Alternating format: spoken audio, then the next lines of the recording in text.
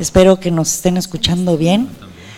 El día de hoy tenemos el placer de presentar un libro que ha sido el esfuerzo de muchísima gente, que se llama Stewardship of Future Drylands and Climate Change in the Global South. Está inserto en un marco de cambio climático y zonas áridas, cosa que me parece un tema muy importante para este país, precisamente porque el país tiene muchas zonas áridas, ¿no? Este esfuerzo está coordinado y editado y digamos que organizado por 4 personajes que tenemos aquí, que voy a empezar del fondo hacia acá, que es la doctora Ileana Espejel, de la Universidad Autónoma de Baja California, el doctor Simón Lucatello, del Instituto Mora. Tenemos también a la doctora Elizabeth Huber-Sandwald y a la doctora Natalia Martínez Tagüeña, ambas del IPICIT, ¿no? Instituto Potosino de Investigación Científica y Tecnológica. Entonces, ellos nos van a hacer una presentación sobre el libro, en donde existe mucha gente que participaron, muchos estudiantes, es más, participamos algunos de aquí de la institución del COLEF, razón por la cual también queremos presentarlo aquí. Y después nos va a hacer el gran favor la doctora Gabriela Muñoz, directora del Departamento de Medio Ambiente de aquí del Colegio de la Frontera, de hacer unos comentarios. Entonces, les dejo la palabra a los editores y autores, para que ustedes hablen. Más o menos tardémonos como unos 20 minutos, media hora, para luego dejarle el espacio a Gabriela y sus comentarios. Primero, y luego podamos tener un espacio de preguntas. Disculpen la interrupción. Gracias.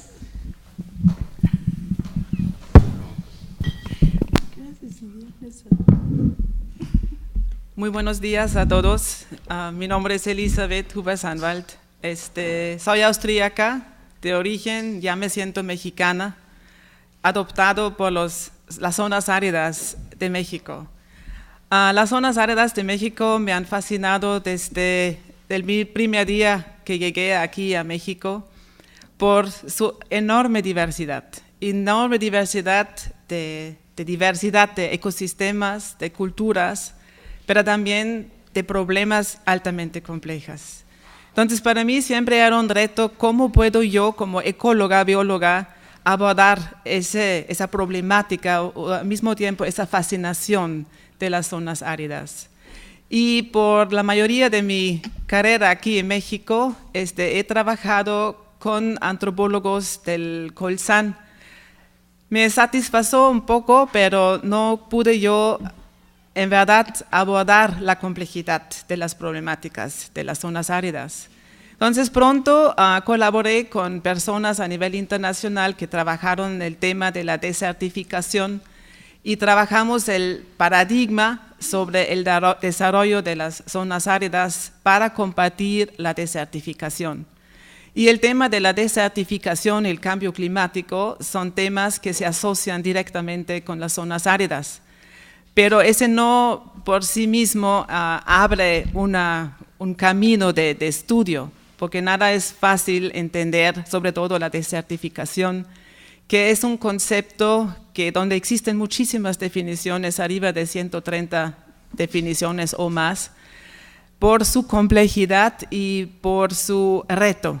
Entonces se desarrolló en 2001, en la Universidad de Berlín, el paradigma para el desarrollo de las zonas áridas, que es el DDP, y con ese paradigma, que es un marco conceptual, se desarrolló poco a poquito esta red internacional para el desarrollo de las zonas áridas, que se pudo presentar en una convocatoria de redes temáticas en 2016. A partir de 2017 pudimos entonces inaugurar esa red. Era un evento enormemente importante, no nada más para el proyecto de Eritza, pero yo pienso para las zonas áridas de México.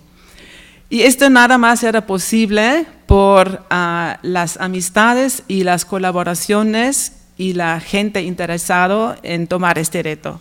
Y entre ellos somos los coeditores de este libro, que somos muy diversos de punto de vista de desarrollo, de disciplinas, de orientación, que trabajamos en diferentes escalas, pero también colegas muy queridos y cercanos y expertos, como el doctor Víctor Manuel Reyes Gómez, que debería en verdad también estar en nuestro lado aquí, porque su contribución a este libro, que está aquí enfrente de nosotros, ha sido también enormemente importante.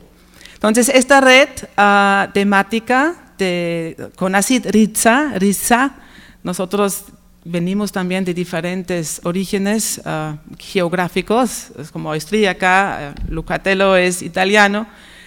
La RISA tiene el objetivo, si ustedes en un momento van a conocer el logo, que son las zonas áridas de todo el mundo, aunque es una red temática nacional, pero tiene este enfoque internacional y queremos sobre todo buscar similitudes en las problemáticas de las zonas áridas, cómo los enfrentamos.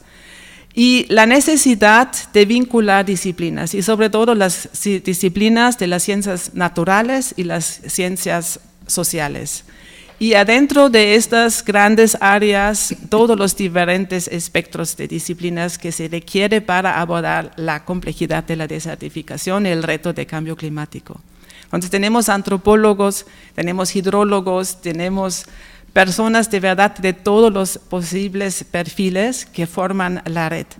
La red actualmente está formado por investigadores por la parte de academia, pero solamente la academia no puede abordar la complejidad de los problemas. Entonces vimos la necesidad de incorporar también los diversos sectores que intervienen en las zonas áridas, que son el gobierno, adentro del gobierno diferentes sectores de producción, de conservación, de desarrollo y otros sectores o otros vertientes de las zonas áridas como son los pobladores, lo más importante, que están enfrentando estos retos que nosotros queremos entender, pero ellos viven diario. Entonces hay una diversidad enorme de percepciones, de conocimientos que se unen en las zonas áridas, también mucha información o potencial tecnológico, y también los ONGs, las organizaciones de asociaciones civiles que se dedican a entender la conservación o el desarrollo particular, la tecnología, implementación de tecnologías para avanzar en el entendimiento, en la conservación y la protección de las zonas áridas. Entonces, este libro que tenemos hoy el gran gusto poder presentar por primera vez es un producto de pocos años, un esfuerzo de un innúmero de personas de diferentes orígenes, de diferentes orientaciones, intereses, pero logramos encontrar ese diálogo y eso es, creo, lo más importante, el establecer entre diferentes culturas un diálogo que nunca ha existido, porque percibimos que únicamente por construir estos puentes entre diferentes sectores podemos abordar de manera participativa la problemática que se presentan y también cuando hablamos de problemas es como una connotación negativa, pero percibimos que hay mucho aspecto positivo asociado a estas zonas y de la misma gente nosotros los académicos, otros sectores podemos aprender. Y ese es otro enfoque de RISA y un ejemplo que presentamos en este libro, que somos comunidades de aprendizaje. Eso es algo que queremos fortalecer con esta red y esperamos que este libro es el inicio de un camino en cómo hacer las cosas distintas, con la gran meta de verdad mejorar las condiciones y atender a los intereses de los pobladores que viven en las zonas áridas diario y que tienen el reto de no nada más enfrentar cambios asociados a políticas públicas, etcétera, pero también al clima, que ellos han aprendido de vivir con el cambio y nosotros queremos junto con ellos entender cómo lo han hecho y cómo lo van a hacer y de esta manera avanzar juntos. Y es un gran gusto poder compartir con ustedes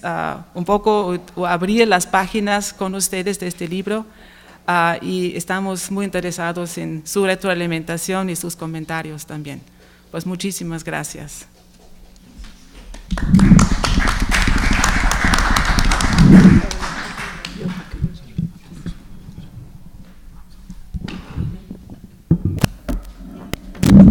Bueno, prometo hablar poco porque estoy ronca. Bueno, sí, es un súper gusto estar aquí. Estaba tratando de acordarme de cómo empezó la aventura y fue una invitación de Simone que decía que había esta oportunidad de publicar y entonces es muy interesante cómo se va formando un libro y entonces esta cosa de cómo lo llenamos, ¿no? O sea, está la idea, invitar a los que había que invitar porque quedaban con el libro. Y de hecho, 3 de los capítulos en los que yo participo fueron producto de tesis.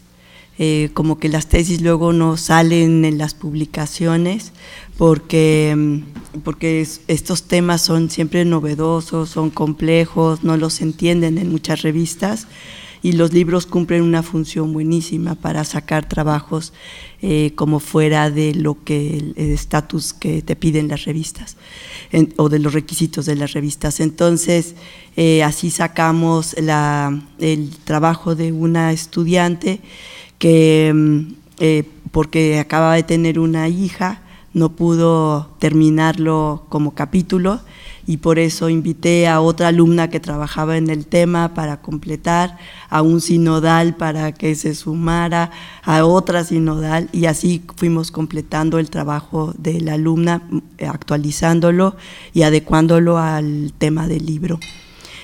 También otro capítulo, el de George, como primer autor. Teníamos un proyecto que no le entendíamos muy bien, pero que de los resultados salió con el cambio climático había zonas, porque generalmente en el cambio climático como que nos viene lo de las inundaciones, pero nosotros habíamos encontrado que muchos de los municipios costeros el clima estaba cambiando a ser más árido. Entonces rápido dije, el libro queda aquí. Entonces George se abocó a sacar el tema de la aridización de los municipios y así se fue completando. El único capítulo el otro capítulo que era de cero, empezó de cero, es el capítulo sobre el Valle de Guadalupe, en el que a mí me encantó la posibilidad del libro de poder invitar a los que nunca publican, o sea, que trabajan contigo, la gente del campo, la gente de los tomadores de decisiones, y decidimos hacer un artículo como de la historia de un valle. Y entonces fue muy interesante el invitar a los productores, y ellos mismos decían, pero ¿yo qué hago aquí? Yo, pues es que todo tu conocimiento de 30 años de trabajo está allí. A los estudiantes que están trabajando ahora, entonces volvió un capítulo de 18 autores, que en una revista pues en general no se acepta, ¿no? O por lo menos en las revistas de ciencias naturales o de cuestiones ambientales. Entonces, bueno, platico todo esto porque la verdad es que tejer un libro es como tejer un suéter, ¿no? O sea, hay un patrón esperado, pero a la hora de tejerlo van saliendo unas cosas, otros. La invitación, la coordinación, es muy, muy bonito escribir un libro a 8 manos y 4 cabezas. Y a internet en medio, ¿no? O sea, todo vía WhatsApp o internet para irlo acomodando. Pues sí, finalmente fue una aventura y la verdad es un placer de repente ver el grito de todos, ya salió el libro, ¿no? Y ver el producto, ojearlo, es muy interesante. Y bueno, pues los invito a leerlo. Lo tenemos, bueno, lo vamos a dejar en la biblioteca aquí, lo vamos a dejar en la biblioteca de la UABC, y bueno, si piden capítulos en especial se les puede enviar vía ResearchGate. Y bueno, aquí están muchos de los coautores. De hecho, cuando queríamos escoger a alguien que presentara el libro aquí en el COLEF, nos pusimos a buscar quién, y resulta que tenía que ser alguien que no hubiera participado en el libro, y fue difícil de encontrar porque todos habían participado de una u otra manera. Entonces, bueno, es un libro del COLEF. En términos de mis capítulos, es un libro del COLEF y la UABC, que estoy muy orgullosa de que se haya podido hacer. Muchas gracias.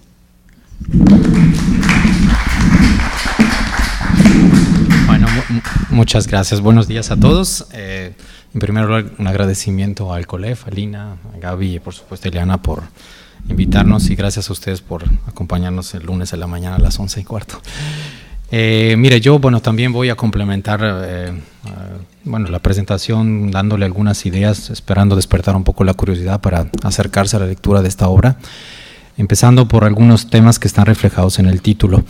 La idea era, como ya mencionaron las compañeras, juntar a varias disciplinas, ¿no? Estos trabajos de las redes temáticas implican un enorme esfuerzo multidisciplinario y transdisciplinario, entonces no es fácil porque, como saben, las epistemologías de cada quien son muy diferentes. Entonces el tema es crear ahí un piso, ¿no?, común para empezar a trabajar sobre temas de interés, ¿no? Dado que ahora para resolver un problema complejo necesitamos muchos ojos, muchas visiones y muchas disciplinas. Entonces el título refleja, yo creo, 3 grandes ejes. Luego seguro Gaby retoma el tema, pero uno es la cuestión de los stewardships, que es un poco la gestión, ¿no? Todo el tema del manejo de los recursos naturales, en este caso las zonas áridas, que significa desde la perspectiva ecológica, pero también desde la perspectiva social. Entonces ahí es un primer bloque. La segunda cuestión es el tema del cambio climático, que de por sí ya saben, ¿no? Este es un tema sumamente complejo de por sí, pero que tienen también, yo vengo de formación social, entonces la mirada que tengo y las categorías, digamos, de análisis desde lo social son por supuesto, ¿no?, muy específicas en el caso del cambio climático, pero nos interesa ver esta parte de cómo, ¿no?, los cambios en general ambientales están afectando, en este caso, las zonas áridas.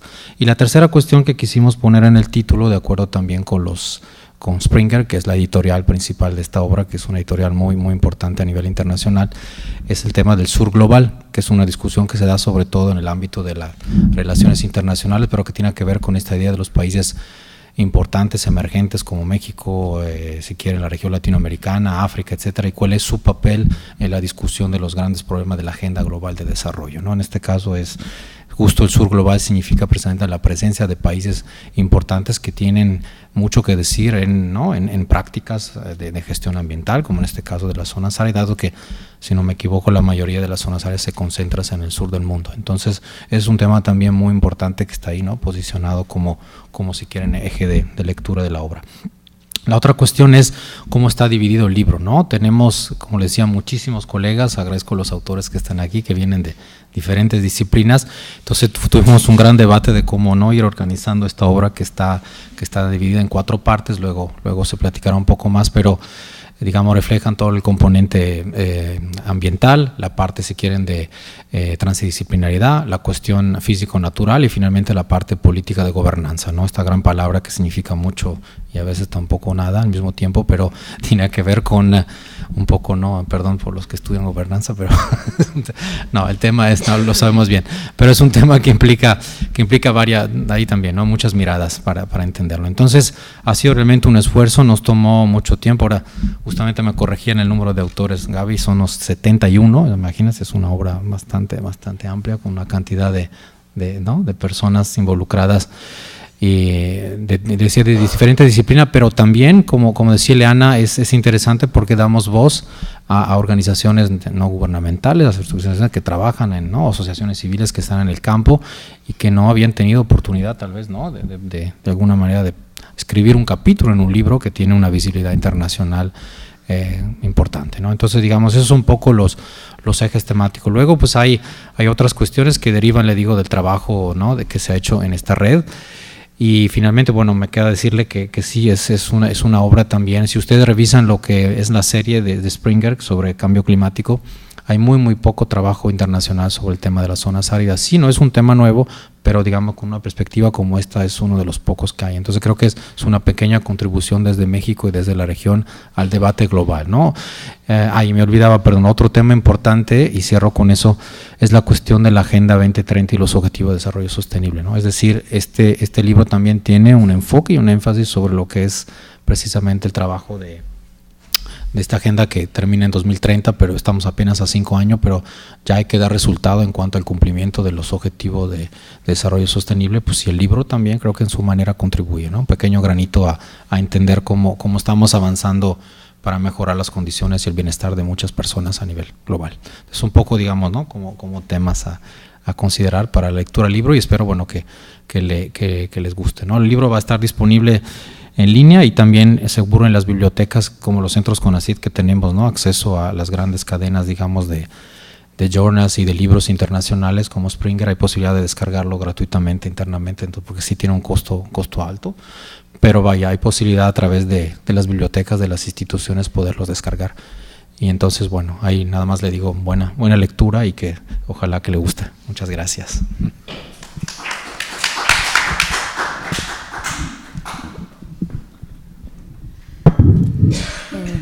Buenos días. Igual también empiezo por agradecer al COLEF por este espacio y a todos los investigadores que participaron en los capítulos. Continúo agradeciendo a mis colegas.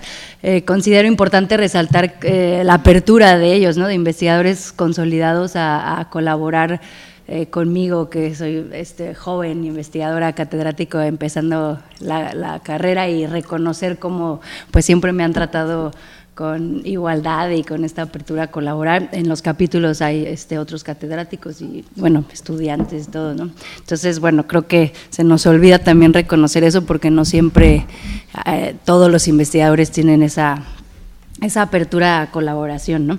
En base a eso también continúo, ya lo han mencionado mis colegas, pero sí resaltar, ¿no?, como ahorita está muy en boca la transdisciplina, y que significa como ir a más allá de las disciplinas y a integrar otros sistemas de conocimiento, tanto de los otros sectores tomadores de decisión como de pobladores locales, y me parece muy bien, pero sí yo siento que pocos son los que llegan a incluir a los pobladores coautores. O sea, específicamente esta parte de la coautoría, yo sí siento que nosotros pues estamos impulsando eso, y es muy importante, ¿no?, también que siento que los otros investigadores reconozcan, ¿no?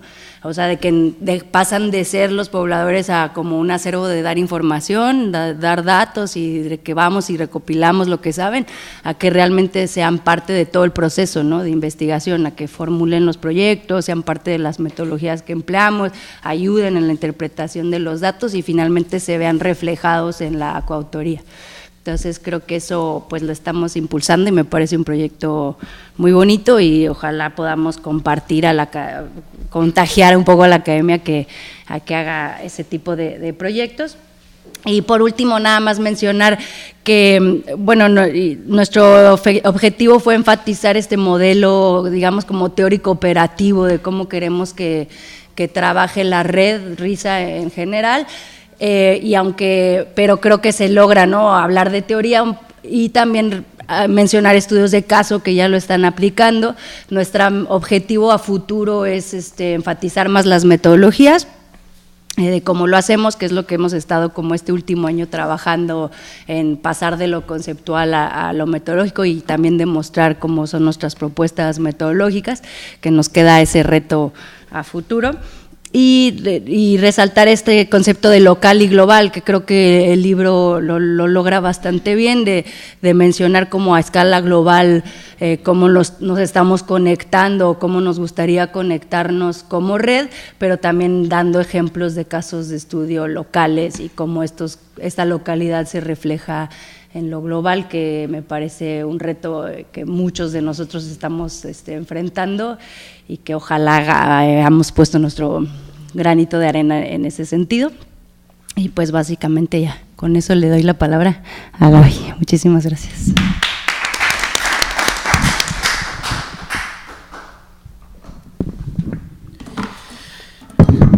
¿Qué tal? Buenos días. Un poco tarde, pero bienvenidos al Colegio de la Frontera Norte. Es un gusto tenerlos aquí. Cuando a mí me pidieron, y lo agradezco, me siento muy honrada, en comentar este libro, uno lo empecé a hacer como creo que uno le debe respeto a todas las personas que se involucran.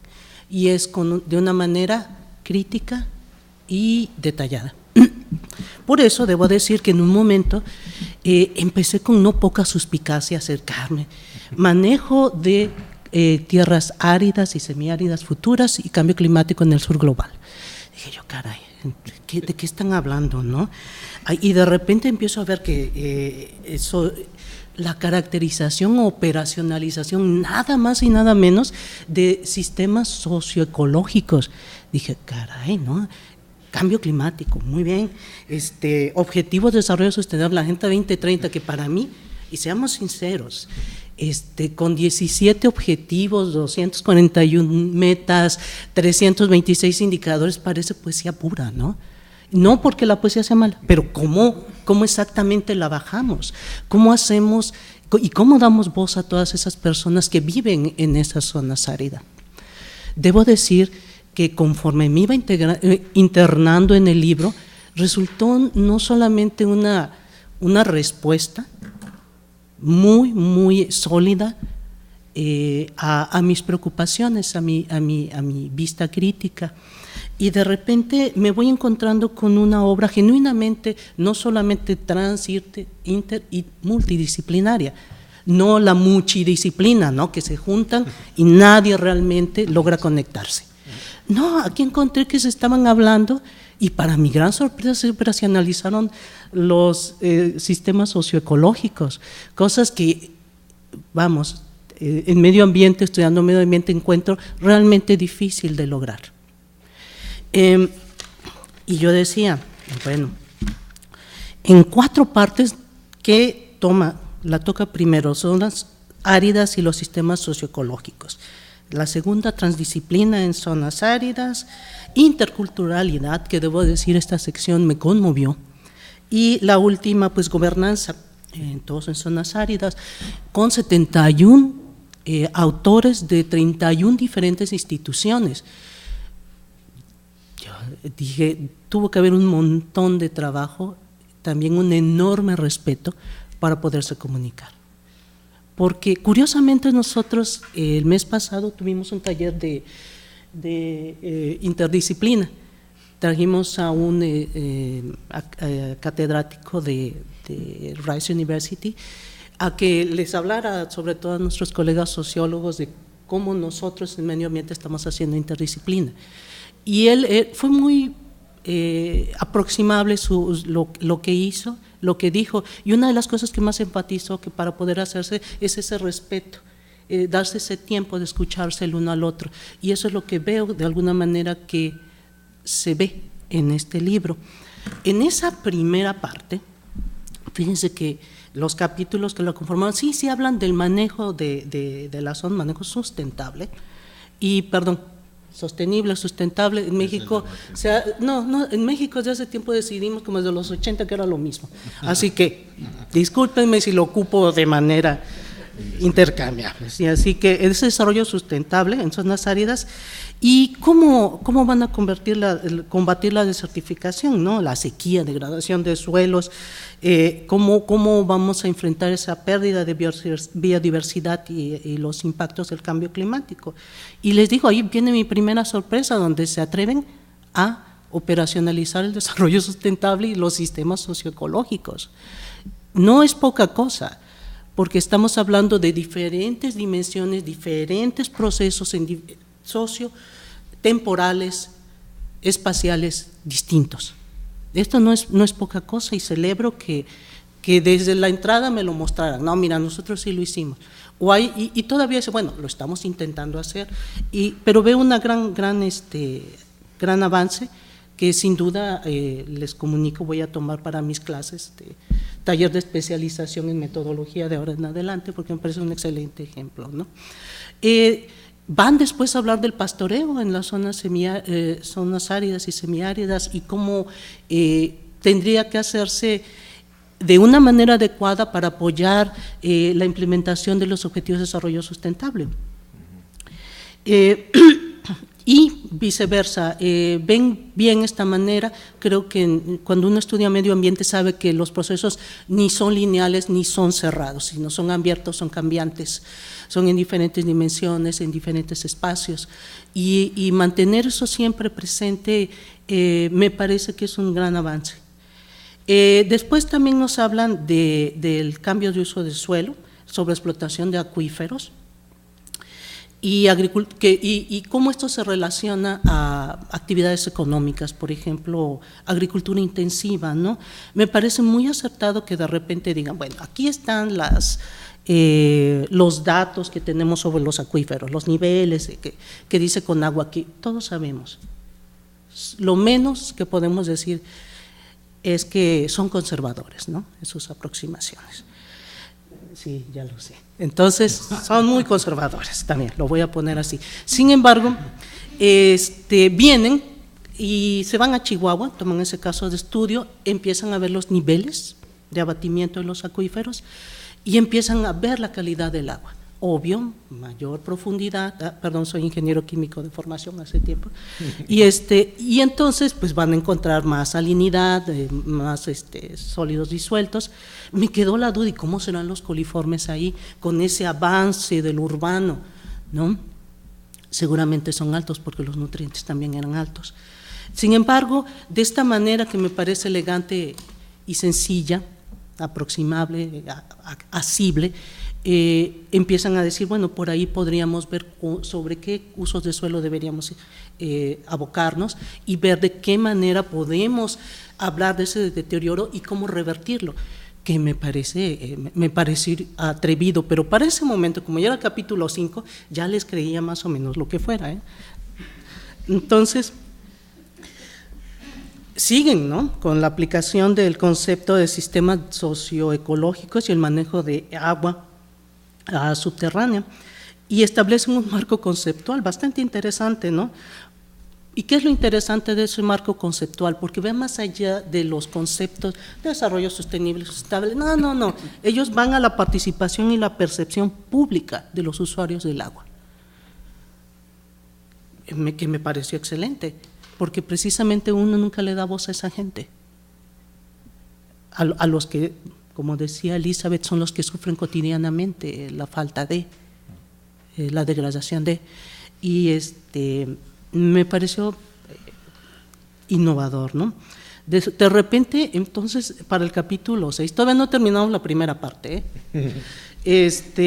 hablan de modernización forzada en tierras áridas y semiáridas, y pues empiezan a hablar históricamente, no, pues que aquí hay minería, ¿no?, y pues todo el polvo, qué sé yo, ¿no?, salting effect, demás, producción de sal, ¿no?, agricultura, pero ahora vienen y me dicen, pues fíjense que las tecnologías, y conste, yo vengo de la ingeniería, no soy una comercial de tecnología, me agrada, pero de repente me salen con que hay tecnologías disruptivas que no buscan en ningún momento ofrecer mejoras. Dije yo, caray, pues no, que la tecnología nos daba el avance. No, señores, no, nos dicen. Lo que sirve es para hacer intensivo la producción y los servicios, aunque no haya una efectividad. Y dan ejemplos de cómo tendría que hacerse, si es que se hace el uso de eso, y hacia dónde estamos volteando en el momento que queremos responder a las problemáticas que nos encontramos. Me llamó a pensar, y que llega la segunda parte, lo de transdisciplina, ¿no? Y aquí juegan, y creo que realmente logran avanzar sobre las metodologías de participación pública para el manejo en tierras áridas en el sur global. Y utilizan modelos, y de esta manera nos están invitando a ver las cosas de otra manera. Después hacen también un análisis espacio-temporal de patrones de precipitación y sequía, utilizando proyecciones climáticas, ¿no?, ¿Cómo podríamos hacerlo? ¿A qué nos estamos refiriendo? ¿Qué tendríamos realmente que estar viendo más allá de las mallas, de los modelos de circulación general? He estado involucrada en cambio climático desde que llegué al COLEF, es una de mis áreas, y una de las cosas que encontré es que era muy aproximable la lectura. No tienes que haber estado desarrollando el plan estatal de cambio climático para entenderlo, ni ver los modelos, ni entenderlo. Me parece que eso fue un acierto de quien lo haya escrito, ¿no? El capítulo 9 fascinó el título, fíjense, la construcción y sabotaje de tierras agrícolas exitosas en tierras semiáridas, el caso de estudio para el Valle de Guadalupe y los que hacen el vino. Entonces, si el título ya me había gustado cuando vi el nombre de Natalia, vi el nombre de productores, dije muy bien Ileana, muy bien Lina, qué bueno que le estén dando también voz a los productores, creo que tienen mucho que decir y sobre todo de la manera en que se produce el vino ahí, que no es intensivo, está tratando de respetar la biodiversidad. Aquí hay un claro ejemplo, si es que no lo había visto antes, de multidisciplina. Y les agradezco por eso. Después vi en el capítulo, ellos hablan de la conservación y desarrollo, que escribí aquí, de la reserva de la biosfera de Mapimí. Aquí es interesante porque están acercándose a grupos indígenas y cosas los cambios que se han visto en sus tierras y en el manejo de sus tierras, muchas de las que están en zonas áridas por cambios regulatorios, ¿no? Pero si estamos hablando más de culturalidad, se da en la siguiente parte, que es culturalidad en zonas áridas. Y Mujeres con Alas a mí me conmovió un montón, ¿no? Porque habla de ese grupo de mujeres, 11 mujeres, que se dedican a hacer avistamientos de aves, pero que eran personas comunes y corrientes, que lo siguen siendo, que son parte de su comunidad, pero que es bien bonito porque se ven empoderadas y tienen el respeto, y ay, mira, ahí hay un pájaro, ve tú, se cayó un pato, ve qué es lo que está pasando, pero al mismo tiempo están armando comunidad, están armando una comunidad que creo que es lo que estamos perdiendo. Creo que con Lina hablaba la semana pasada de la codicia, de la enorme codicia que está rodeando, que está dando causa a la destrucción de nuestros recursos. Es porque yo quiero que sea así, es para mi beneficio en el corto plazo seguramente. Y este es un ejemplo de que sirva a la comunidad, de que estoy ahí, no me pagan, pero es bien bonito porque yo voy a ver al pájaro y de repente uno recuerda cosas de por qué se dedica al medio ambiente. Allá cuando tenía 15 años que me llegó, ay no, sí, debemos salvar al planeta, ¿no? Pero esto lo alimenta. En el capítulo 12, evolución de la sustentabilidad en comunidades indígenas, hace uso de una evaluación MAKES que yo digo, y estoy trabajando sobre derechos indígenas al agua, que no conocía. Entonces, muchas gracias, ya tengo mayor información definitivamente.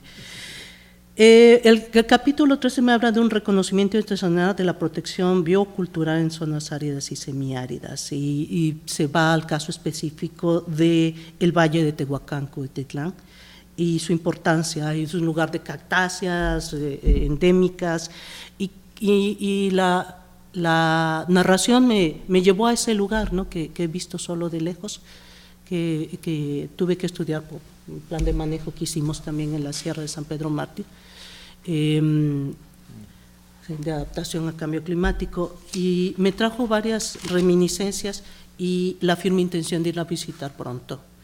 Bueno, la plataforma Aguidir habla de unos talleres que se están dando en Marruecos, en este lugar, de gente que baila, ¿no? Y de repente que empieza a hablar con los pobladores y empieza a saber más de sus actividades económicas, que si el dátil, de que tenemos una agricultura en un oasis. Tenemos varios oasis en Baja California. Y me pregunto por qué no están pasando cosas así allí. A lo mejor deberíamos pensar, porque hay una fusión, un entendimiento y un gran respeto a los pobladores de esos oasis, ¿no? Y ellos, ¿qué están intentando hacer con este acercamiento un poco? Para un ingeniero sería extraño, para mí no lo es, que les digo que dejé de ser ingeniero hace tiempo, pero ellos mediante esta aproximación quieren impulsar la interdisciplina, ¿no? La investigación interdisciplinaria, también incrementar esa colaboración a otros niveles, ¿no? Establecer plataformas, refinar, depurar de hacia dónde están los puntos importantes, ¿no? Y sin duda es conmovedor, ¿no? El Atlas Agassiz también hacen este trabajo en los oasis en Marruecos. Y nos dejan ver que lo ambiental no es solo ambiental, que es mucho de lo social, que es mucho de lo que se hace en las comunidades, y que si no los tomamos en cuenta no vamos a avanzar gran cosa, ¿no? La parte 4, en donde la gobernanza… hay una cosa súper interesante que encontré en este capítulo, un concepto, déjenme ver, por acá debe estar, que es en una lengua indígena, que me llamó mucho la atención.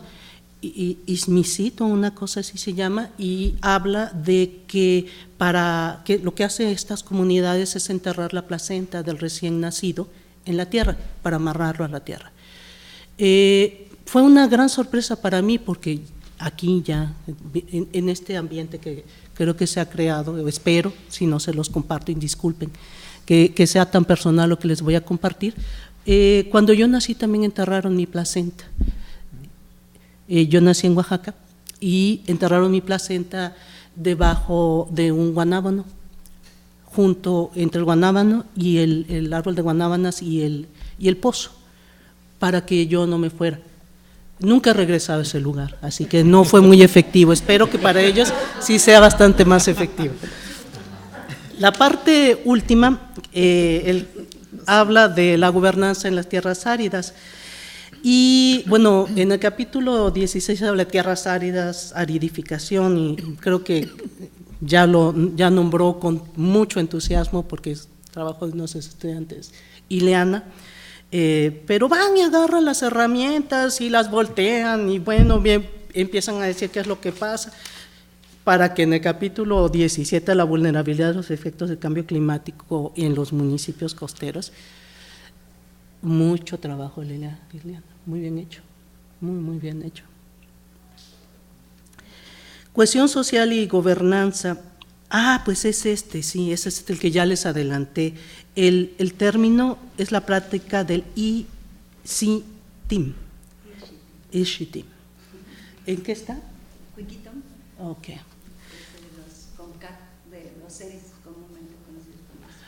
Pues mira, esa práctica se hace también en el sur. Pero les digo, espero que para ellos sí. Tal vez la tierra árida es la que va a promover que se queden ahí, ¿no? El capítulo 19 y el último es la administración de áreas áridas y semiáridas, y donde explora la aplicación de herramientas para mejorar la gobernanza de estas tierras, ¿no? Y pone un caso de estudio también.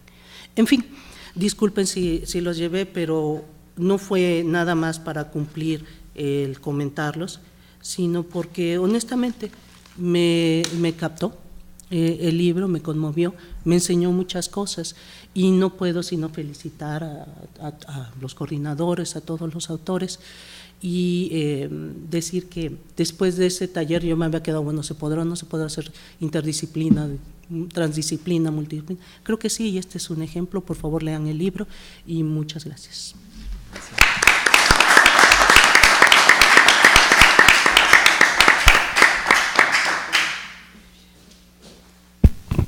Bueno, muchas gracias a todos y a presentadores y comentarista, ahora viene la sección de preguntas y respuestas. O sea que levante la mano si alguien quiere hacer alguna pregunta, por favor.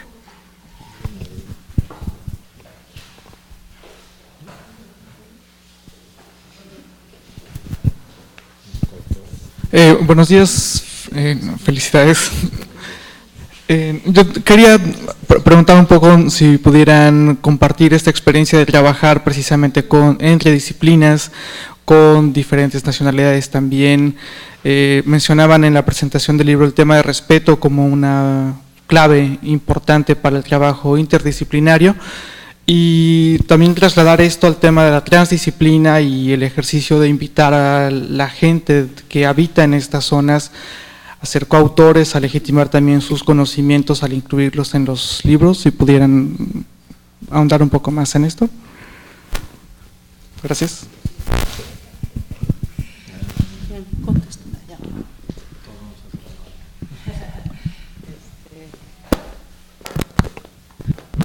No sé bien. Ay, sí.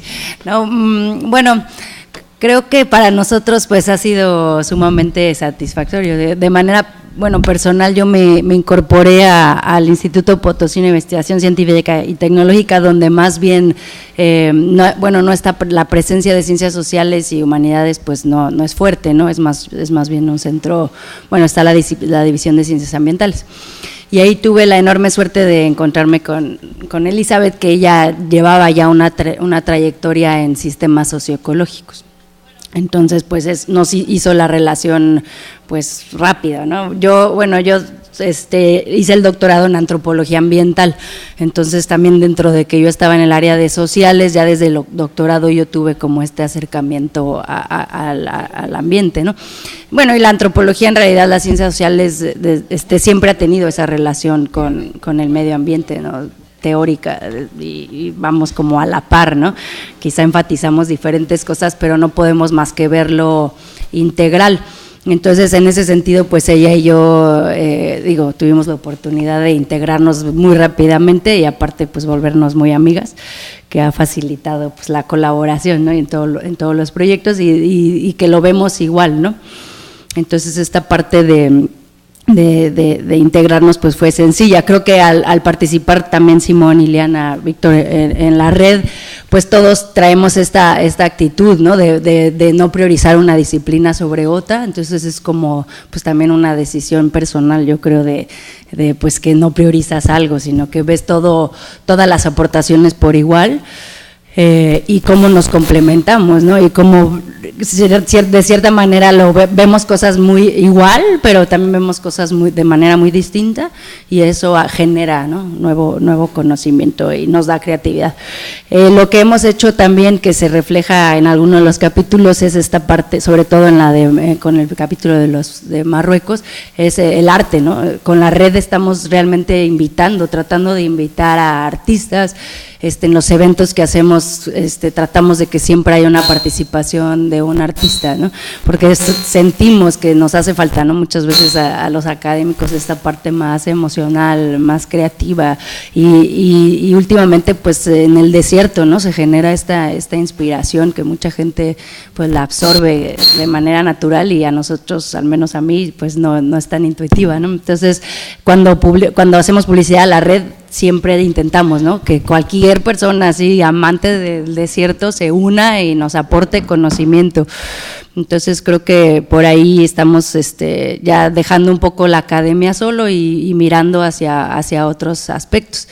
Y esa parte pues también nos ha llevado a otros sistemas de conocimiento, ¿no? Y que realmente si vas al desierto, o sea, cualquiera de nosotros, que seguro aquí todos somos amantes de los desiertos, pues te conectas con la gente, ¿no? Porque la gente local es la que realmente tiene esta relación unida con los desiertos.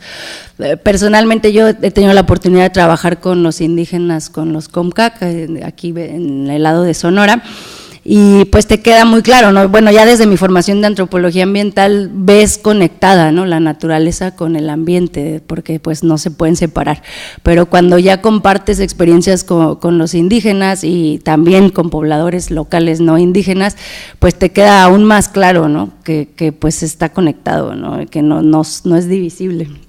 Entonces yo creo que todos aquí hemos tenido esa experiencia de pues que es uno, ¿no? La naturaleza y los humanos somos unos y y queremos seguir fomentando eso en nuestros trabajos.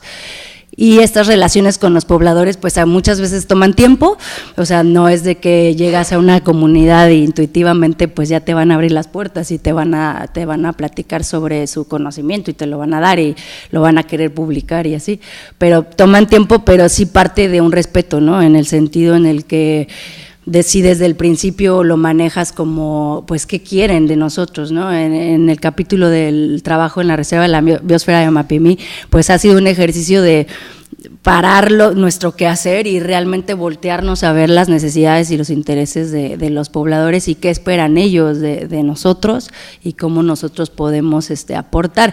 Entonces eso ha sido gracias también a la apertura de Elizabeth y Víctor, de que en vez de llegar y plantear una investigación, primero se tomaron el tiempo en ir y preguntar las necesidades, ver qué quiere la gente, cómo la quiere y empezar a hacer esas relaciones desde cero. Y un poco lo que comenta Elizabeth, también motivar a que la ciencia cambie un poco la manera de hacer ciencia, ¿no? Porque muchas veces en las convocatorias pues ya tenemos que ahora está cambiando, pero ya tienes como que tener el proyecto armado, pero pues para eso necesitas primero haber ido a las comunidades y primero haberte dado el tiempo de generar esa relación.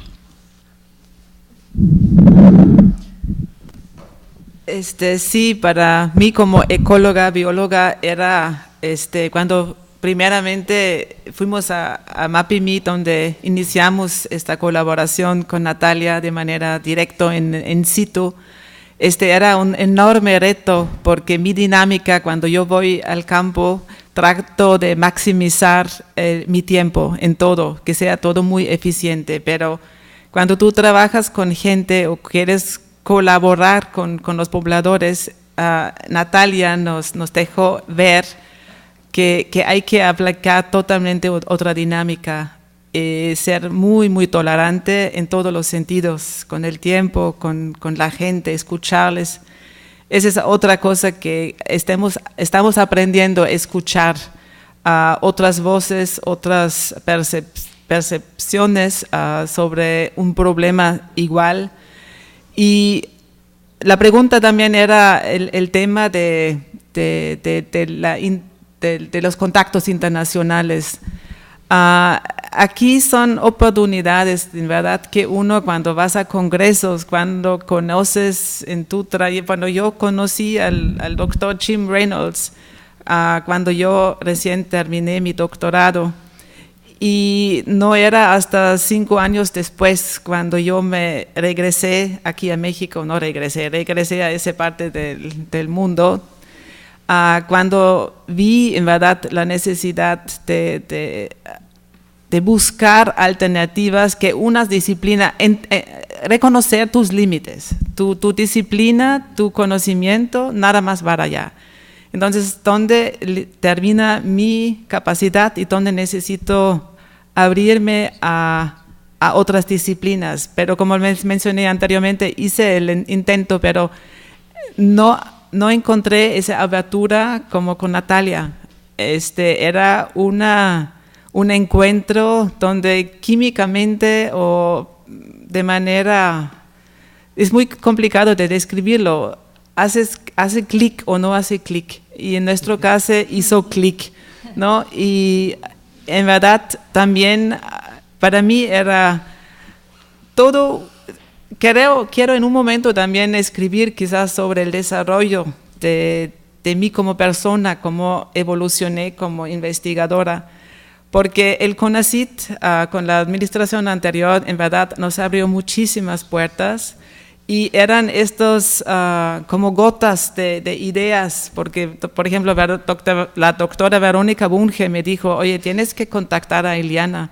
¿Cuál Ileana? Pues a Ileana en Ensenada, ¿no? Entonces escribí a Ileana Ileana, nosotros queremos lanzar ahí esta red, ¿quieres subir al barco? ¿No? Y inmediatamente Ileana, no sé, le llamó atención ese proyecto y también hizo clic. Y nosotros aprendimos muchísimo de la experiencia de Ileana aquí, a muchos años de ese trabajo fenomenal, ¿no? Pionera. Y nosotros lo adoptamos muy despaciamente y también era ese intercambio de diferentes sistemas, como trabajamos. Era nacional, internacional.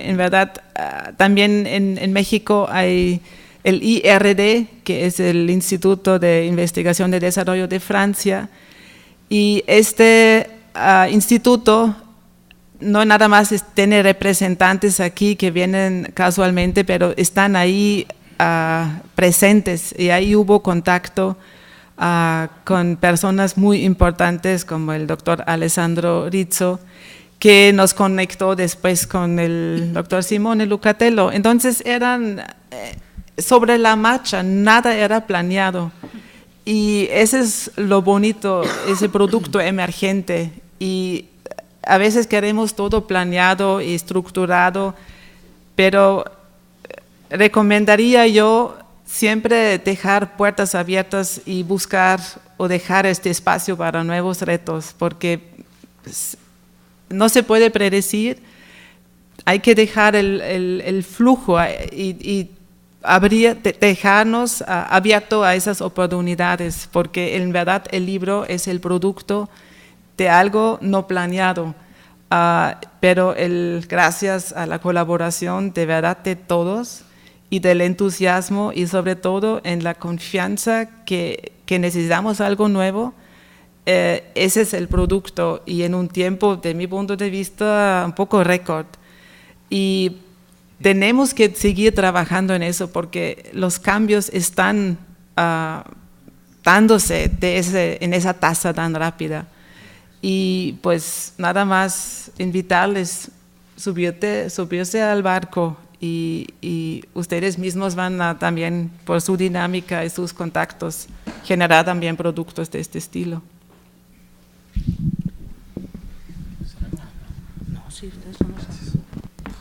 Rapidísimo, y para no repetir, contestándote la pregunta, digo que estos dos elementos son cruciales. Uno es no ser ortodoxos en tu propia disciplina, ¿no? Entonces eso es, el grado de apertura creo que es crucial, y coincidimos, es otra cosa importante, ¿no? No fue tan difícil crear un grupo de trabajo cuando te encuentras con gente que ya desde el inicio tiene esa visión y apertura.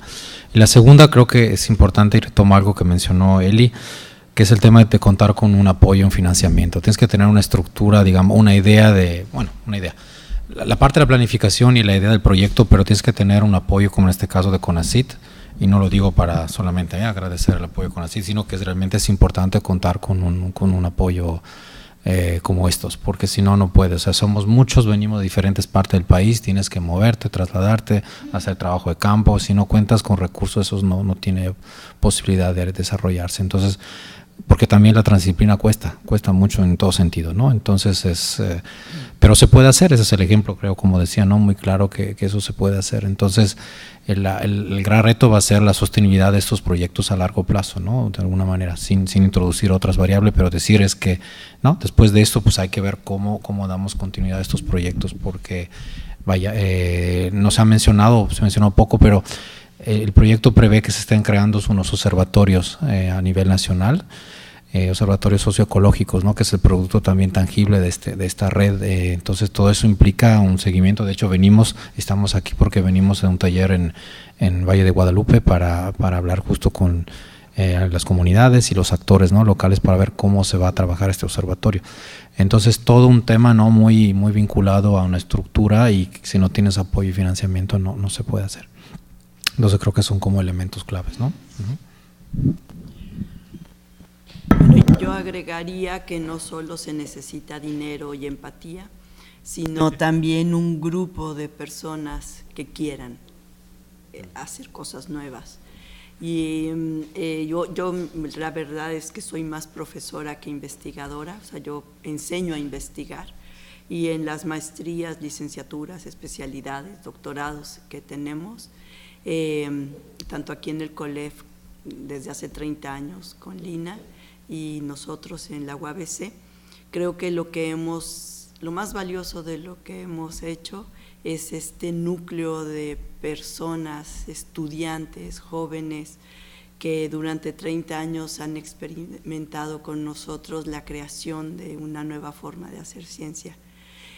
A mí me conmueve también que si necesitaba un dibujo, Carlos rápido, que hay que hacer el mapa, y Carlos rápido buscaba cómo hacer el mapa con no sé quién, que la definición de indigenismo, no me acuerdo qué, Carolina rápido se mete y la busca, que la otra Carolina necesitábamos otro mapa diferente, o sea, el solo poder tener red de talentos diferentes, de capacidades y talentos diferentes, de diferentes edades, de diferentes concepciones, pero todos queriendo construir, ayudándonos a construir algo que no estaba planeado, como aprovecharse de las oportunidades emergentes.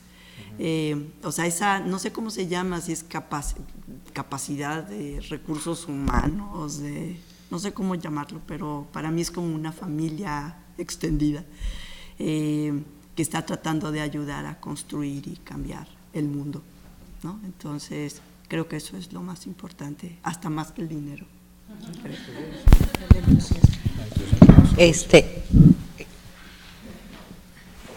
Creo que por aquí hay otra pregunta. Hola, pues muchas felicidades, qué rica experiencia y qué rico lo platican también. Yo les agradecería mucho si nos compartieran un poquito de lo más destacado, quizá en términos de su aprendizaje en torno a la gobernanza, desde todas estas ópticas diferentes. ¿Qué encontraron? ¿Qué experimentaron? ¿Qué aprendieron?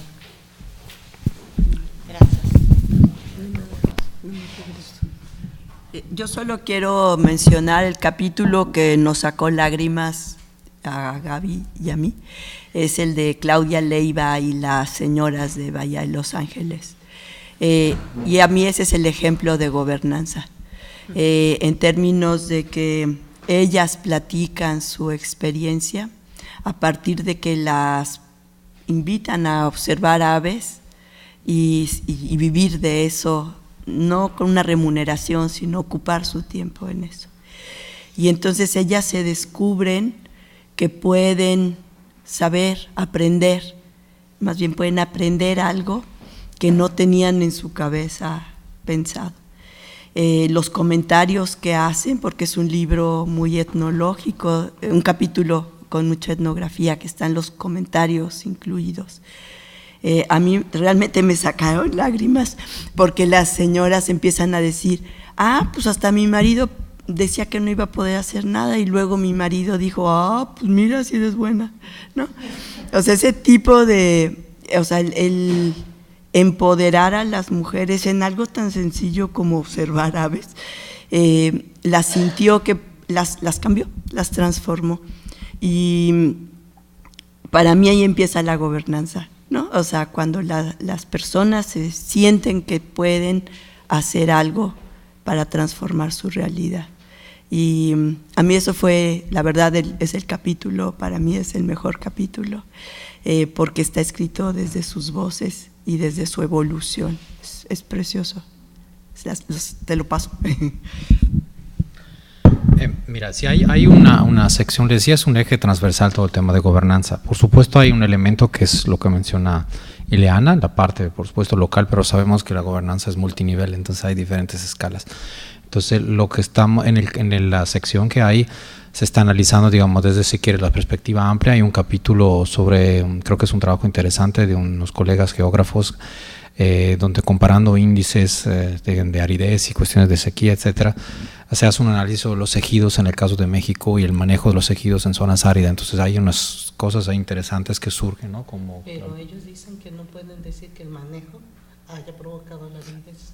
Pues está bien, sí, es parte de, pero digamos es un tema, ¿no? de cómo puedes aplicar, ¿no? diferentes visiones, en este caso el análisis geoespacial, a los aspectos territoriales y en particular en zonas áridas. Luego hay una parte también en el capítulo, en esta sección, donde con un colega estamos haciendo un trabajo de que nos dimos cuenta que ahora se habla mucho, ¿no? de transversalizar, o esta palabra, ¿no? de la agenda de política pública, o sea, cómo hacer que ciertos temas sean horizontales, ¿no? En el caso de la planeación, entonces, una de las cosas es cómo hacer gobernanza ambiental desde la planeación. Eso es otra visión, ¿no? Que es un tema tal vez un poco complejo y técnico, pero implica también finalmente, ¿no? el uso y el manejo de recursos en conjunto con las comunidades y los beneficiarios de las intervenciones, digamos, ¿no? de gobierno, en este caso, de los planes estatales, etcétera. Luego vienen algunos elementos de gobernanza climática, aunque no está como que, si quieres, bien ahí, ¿no? estructurado, pero viene también a lo largo del libro, yo creo que se vislumbra por ahí, y que es precisamente este marco, ¿no? de cómo estamos actuando frente a la adaptación y a los impactos del cambio climático. No tanto mitigación, aquí vamos más por el tema de adaptación, pero justo el Valle de Guadalupe es otro ejemplo, ¿no? Cómo el clima estaría afectando bajo ciertas condiciones, no solo la producción, sino que la misma organización de las comunidades. Entonces, digamos que estamos tocando el tema de la gobernanza con esta idea multinivel. Tal vez de forma autocrítica no queda tan estructurado, pero sí creo que se va viendo a lo largo del libro, ¿no? Entonces, yo creo que también es un ejemplo muy interesante para quien trabaja estos temas desde la perspectiva no solo teórica, sino que práctica, ver cómo se puede aterrizar, ¿no? Entonces, el ejemplo clarísimo es lo que menciona Ileana, pero insisto, es multinivel, ¿no? Entonces hay elementos de planeación, de organización, elementos económicos y financieros, hay un poco de todo, ¿no? Entonces yo creo que por ahí va.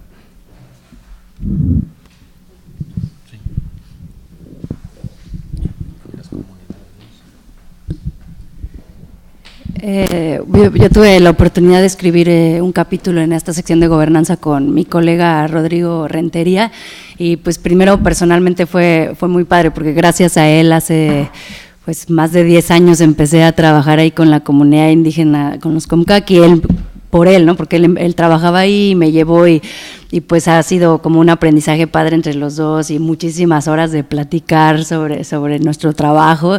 Entonces, la primera vez que publicamos algo juntos, entonces por ese lado fue muy afortunado.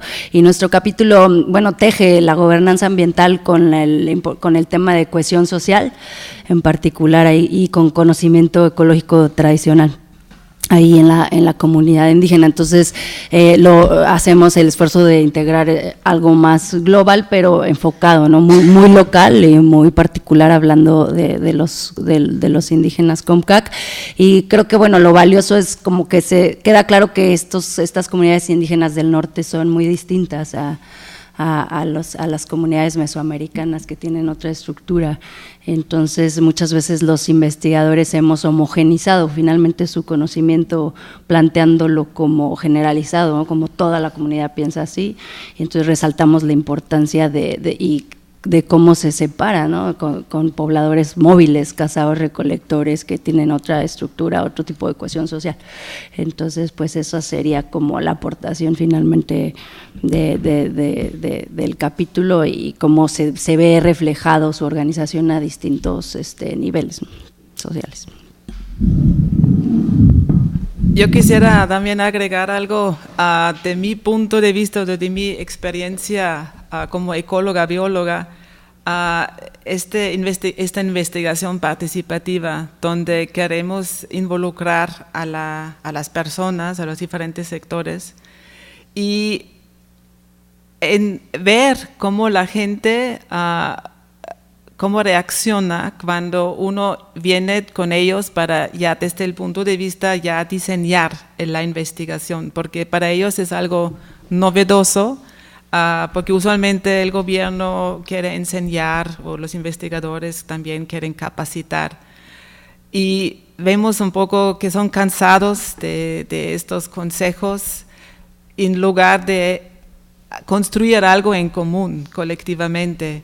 Y ahí de repente notas en el transcurso de ese ejercicio, no es tanto en un ejercicio, es una nueva realidad en cómo generar conocimiento, cómo la misma gente empieza a tomar decisiones y se sienten seguros en tomar decisiones, y donde ellos mismos también están reconociendo que pueden aprender del investigador, y estos nuevos alianzas que queremos formar a nivel horizontal, donde no hay ningún conocimiento más importante que el otro, yo creo son nuevos caminos en cómo cambiar también el concepto de gobernanza, y que la misma gente empiezan en verdad valorar su propio conocimiento, que a veces son hasta tímidos en compartirlos, pero darle esa presencia, el valor, ese es mi punto de vista, o como yo percibí que la gobernanza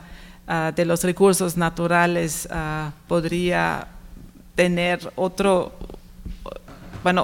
el manejo de los recursos naturales podría tener otro camino, no nada más el científico, pero también este local, ¿no? Esa perspectiva del conocimiento local, y dar este valor por parte de los técnicos o de los investigadores.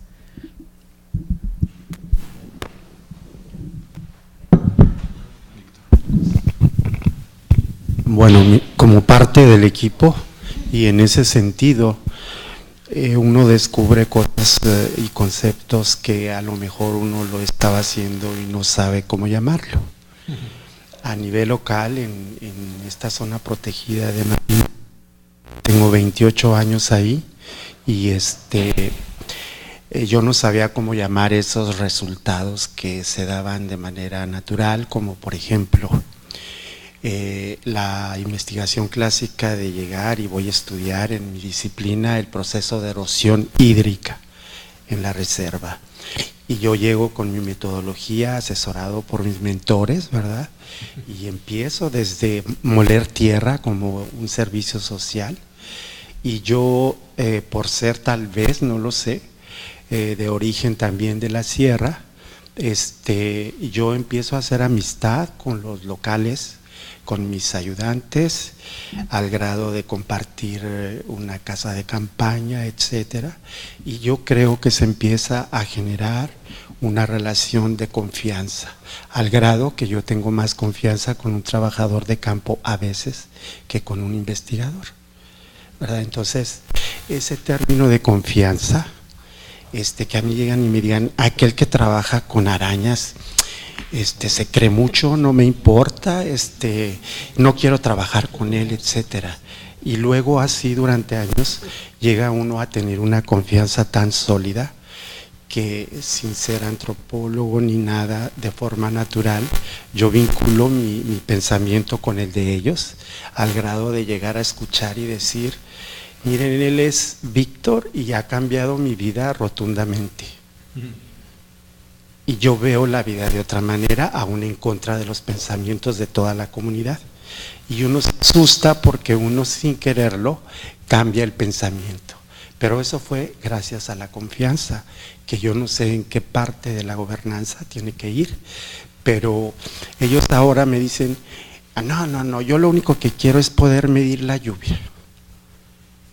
No, pues ahí va uno, y esa es capacitación, pero que nace de adentro, porque pues yo voy a tener que invertir en mi tiempo, dinero, movimiento de equipo, etcétera, y si no lo hace uno, pues no funciona.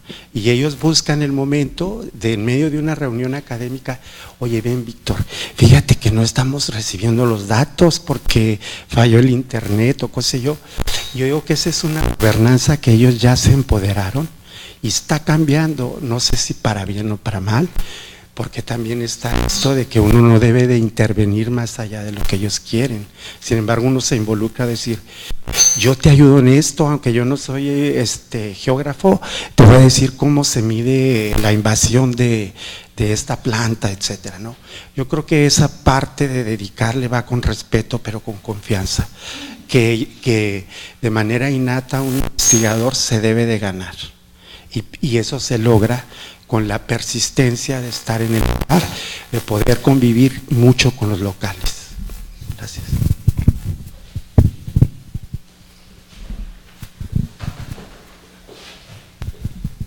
Bueno, si me permiten, quisiera hablar un poco de la experiencia que yo tuve acerca de la participación de un artículo de Danae Galván, coordinado por Ileana Espejel. Inicialmente este trabajo se había pensado en generar una especie de indicadores comparando variables, es decir, ponderando variables de una manera muy lineal. Por circunstancias externas cambió el objetivo del trabajo y se complicó porque Ileana, de una manera muy inteligente, nos hizo pensar en otras formas de medir la sustentabilidad. Nos obligó casi a meternos a cuestiones un poco más sociales, discutir un poco la parte cualitativa, cosa que inicialmente no estaba muy considerado, ¿no? Pero fue muy interesante cómo este trabajo fue evolucionando, y ahora, en una experiencia que tuve relativamente hace poco aquí en el COLEF, hubo un seminario de los grupos yumanos de Baja California, en el cual participaron representantes de grupos indígenas, quilihuas, paipai, habitantes nativos del delta del río Colorado, y me daba cuenta que ellos hablaban de la gobernanza, ¿no? La gobernanza, pero una especie como de reclamo, de ese reclamo que tienen hacia la pérdida de la autogestión. Y me llamó mucho la atención lo real que era el trabajo que realizó Danae, lo práctico que era explicar la gobernanza a partir del trabajo de Danae, pero de una manera inversa. ¿Por qué? Porque a pesar de que el objetivo fue generar un indicador de sustentabilidad, que también puede interpretarse como un indicador de gobernabilidad, pero en este caso eran grupos que estaban perdiendo la capacidad de autogestión, y nosotros lo estábamos midiendo a través de 4 indicadores, ¿no? Cohesión social, cuestiones culturales, cuestiones económicas y no recuerdo cuestiones ambientales. Y en los 4, esos 4 indicadores, esas comunidades humanas estaban siendo de manera evaluados muy bajo. Es decir, estaban perdiendo la capacidad de autogestión. ¿Por qué? Porque estos grupos ya no tenían tanta cohesión social, había pérdida del idioma, en términos económicos había generalmente pobreza, porque el ingreso se generaba, casi el 90% de su ingreso se generaba afuera de las comunidades, había conflicto social por pérdida del derecho al uso de la tierra, ¿no? Competencia con consorcios. Y bueno, en términos ambientales había invasión de otras especies, pérdida de la vegetación nativa, etc. Entonces, yo lo interpretaba como una pérdida de la gobernabilidad y gobernanza de estos grupos. ¿Por qué? Porque las políticas públicas no estaban dirigidas hacia la formulación de su interpretación e identidad como grupo. Gracias.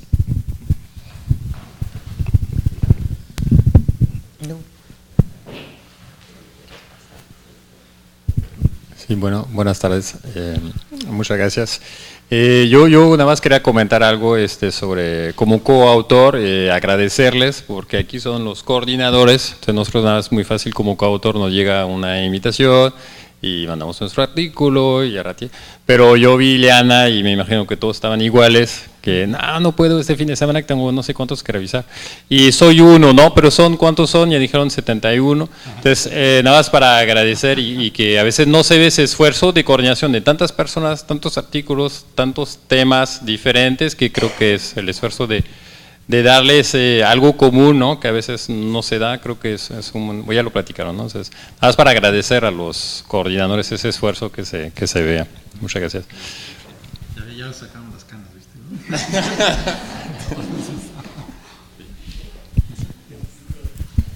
No sé si hay algo más. ¿No? Bueno, pues muchísimas gracias a todos, muchísimas gracias.